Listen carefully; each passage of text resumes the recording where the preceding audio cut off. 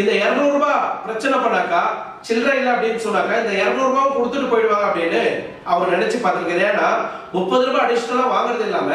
இன்னும் ஒரு 40 ரூபாய் 30 ரூபாய் எக்ஸ்ட்ரா கொடுத்துட்டு போட்டுமே சில்லறை இல்லைன்னு, ஏன்னா கஸ்டமர் வந்து அவசரத்துல இருக்கிறாங்க போயிடுவாங்க கொடுத்துட்டு அப்படின்னு அவர் எதிர்பார்த்திருக்கிறாரு.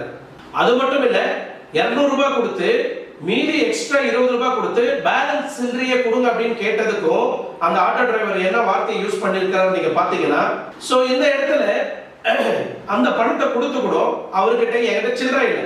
நீ எனக்கு 163 ரூபாய் எனக்கு வேணும் அப்படின்னு ஒத்த கால நின்று ஆட்டோ டிரைவர் என்ன பண்ணிட்டாருன்னா,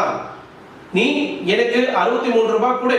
200 ரூபாய் கொடுத்தீங்கன்னா என்கிட்ட சில்லறை இல்லை, நீ சில்லறைய மாத்தி எனக்கு கொடு அப்படின்னு வாக்குவாதத்துல ஈடுபட்டிருக்கிறாரு. அதுக்கப்புறம் அந்த இடத்துல 2 பேருக்கும் வாக்குவாதம் உருவாச்சு. இந்த லேடி என்ன நினைச்சிருக்காங்கன்னா, நம்ம கிட்ட எக்ஸ்ட்ரா பணத்தை புடுங்கிறதுக்கு பாக்குற அந்த ஆட்டோ டிரைவர், சோ நீங்க இந்த 200 ரூபாய் நீயே வச்சுக்கோ,